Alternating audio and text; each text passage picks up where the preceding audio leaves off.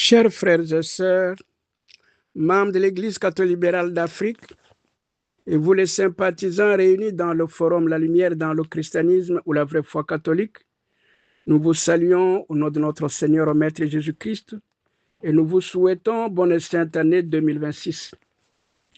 Nous pensons bien que 2026 pourra nous apporter beaucoup de sagesse divine au travers du christianisme véritable.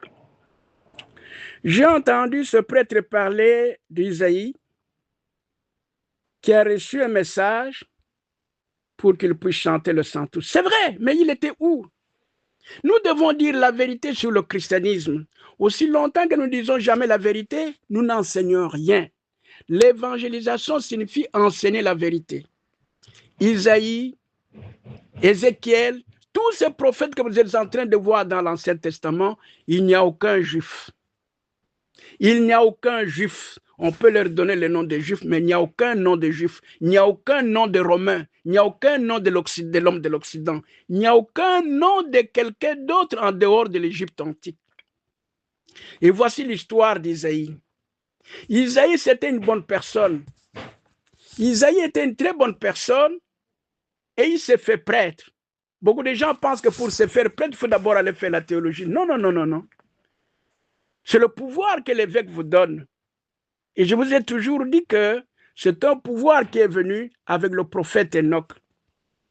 Et Isaïe, comme les autres, parlons seulement d'Isaïe aujourd'hui, il se comportait très bien.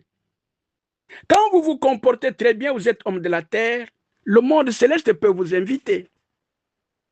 Le monde céleste peut vous inviter. Le ciel là que vous entendez, même l'enfer là, nous le visitons. Quand nous allons dire aux gens ou l'enfer, voilà ce que nous avons vu. Beaucoup d'entre vous ne croient pas. Mais quand un blanc va vous le dire, vous allez croire. Nous qui sommes sur cette terre, nous pouvons visiter le ciel, nous pouvons visiter l'enfer. C'est ce qui était arrivé à Isaïe. Isaïe n'est pas un homme de l'Orient. Isaïe, c'était un Égyptien. L'Égypte, c'est ça l'Afrique d'aujourd'hui. C'était un bon prêtre, il se comportait bien, il recevait les invitations du monde céleste. Pour la toute première fois qu'il est entré au ciel, on lui a donné un livre pour qu'il lise. Isaïe a dit, mais Seigneur, moi je suis illettré. Je ne suis pas lettré, je ne sais pas lire. On lui a dit, tu vas lire. Il dit, mais je vais lire comment?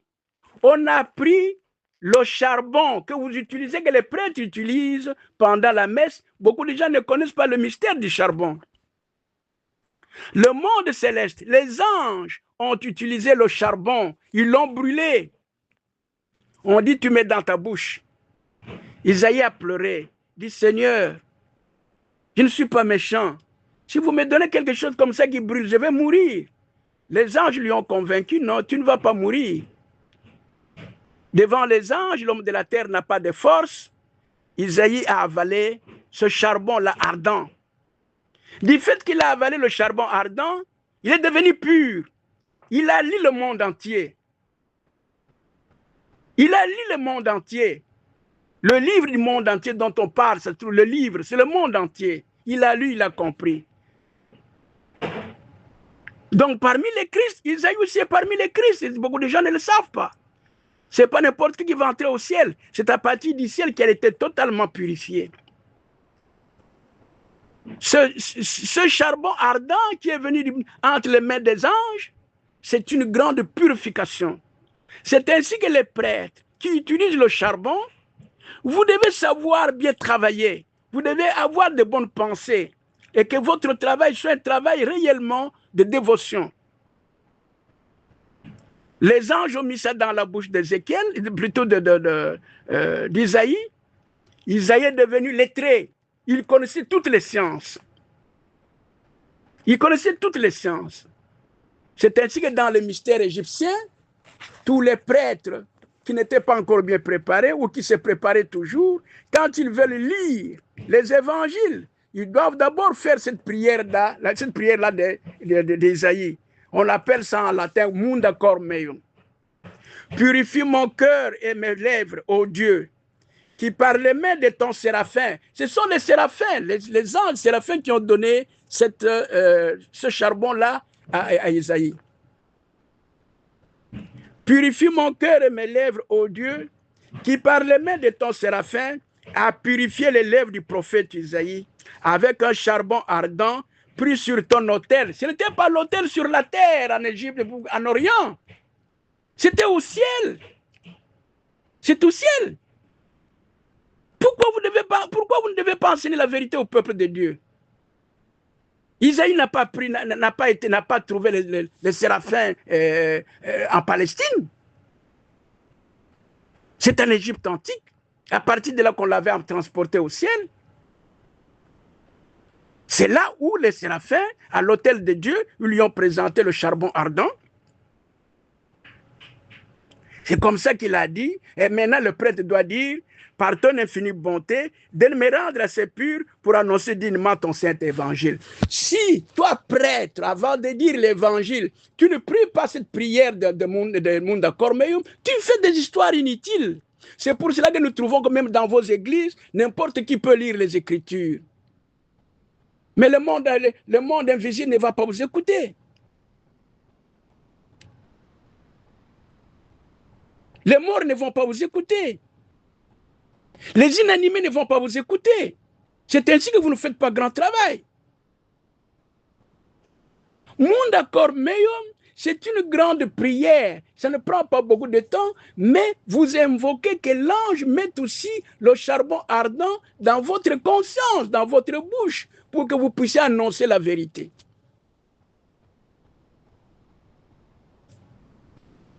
Purifie mon cœur et mes lèvres, ô Dieu, qui par les mains de ton séraphin a purifié les lèvres du prophète Isaïe, avec un charbon ardent pris sur ton autel. Ainsi, dans ton infinie bonté, de me rendre assez pur pour annoncer dignement ton saint évangile. C'est à partir de là qu'il a compris ce que c'est le Sanctus, qu'il a compris ce que c'est Alléluia, ce que ça signifie, ce que Amen, ce que signifie Ave, ce que signifie Hosanna. Il y a beaucoup de choses dans l'Église que vous négligez. Vous n'arrivez pas à recevoir la bénédiction comme il se doit à cause de l'ignorance. Si le maître est ignorant, les étudiants doivent être ignorants. Donc, le prophète Isaïe n'a pas connu le Sanctus au Moyen-Orient. Il faut que nous enseignions la vérité. Le Moyen-Orient a pris le pouvoir du christianisme à partir de l'Égypte antique. Pourquoi ne pas dire la vérité? Vous ne sortirez jamais. Vous ne pourrez jamais vous élever spirituellement aussi longtemps que vous n'enseignez pas la vérité. Il y a beaucoup de choses que nous devons dire ici à propos de cette vidéo de notre frère ici. Il y a beaucoup de choses. Je vous remercie, moi, Monseigneur Zembro Zolo Mouchipai, évêque président de l'Église catholique libérale d'Afrique. Merci. Les fidèles qui ont acclamé le Seigneur Jésus-Christ, chers frères et sœurs, ne sont pas les fidèles humains ordinaires. Ce sont les saints, les grands saints. Référez-vous à ce qu'il a dit, celui qui m'a vu, il a vu Dieu. Ce sont ceux qui ont partagé la nourriture avec lui. Il a dit, celui qui mange ma chair et boit mon sang, il ne mourra jamais. C'est avec eux qu'ils se sont trouvés à Jérusalem. Ce n'est pas Jérusalem de la terre, là où il y a des guerres à tout moment. Le monde céleste n'a pas de guerre.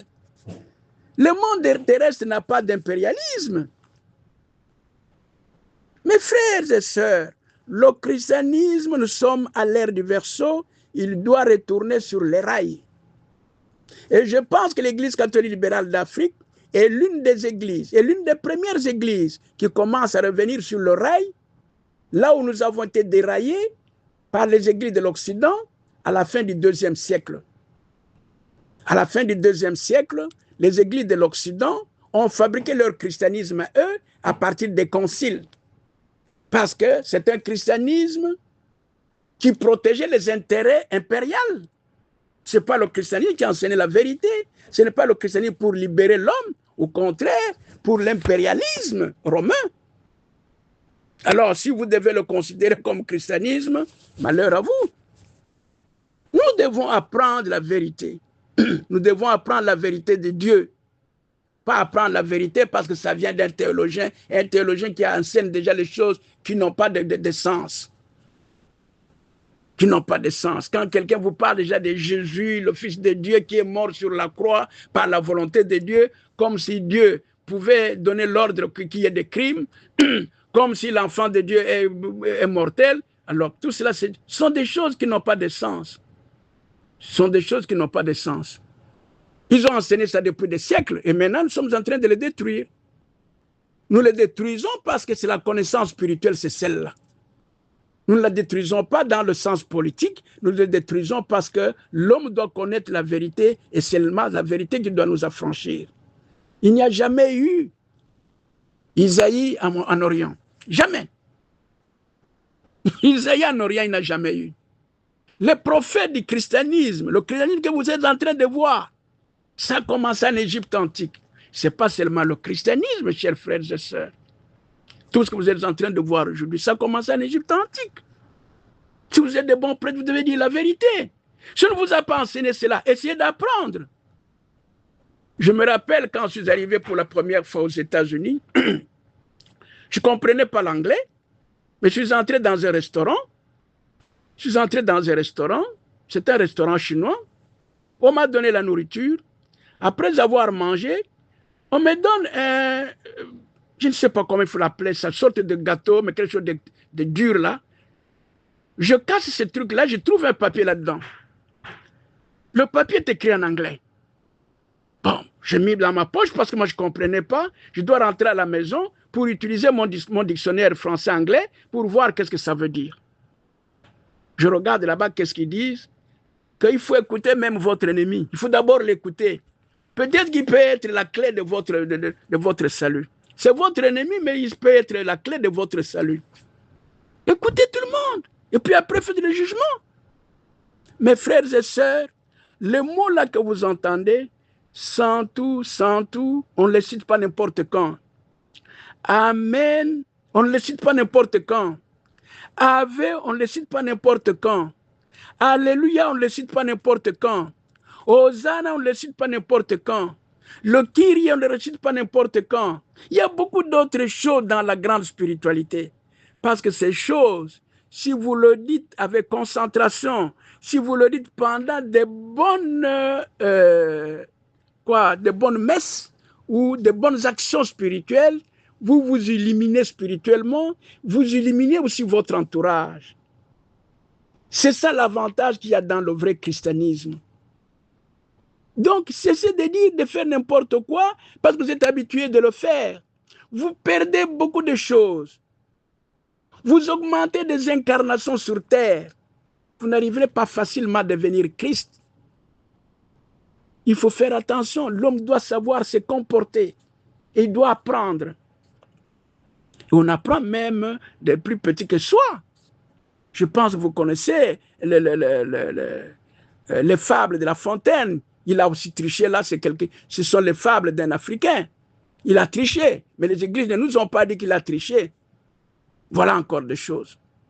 Nous devons apprendre même de plus petits que soi, si nous voulons évoluer. Donc, ce que le prêtre là a dit, c'est bien pour le christianisme occidental, mais pour le vrai christianisme, nous venons de vous donner certaines idées. Je ne sais pas si ça vous plaît ou ça ne vous plaît pas, mais l'essentiel, c'est que nous enseignons la vérité. Que Dieu nous bénisse tous. Bonne année 2026. Moi, votre frère, Monseigneur Ziambo Zolo Mouchipaï, évêque président de l'Église catholique libérale d'Afrique. Merci.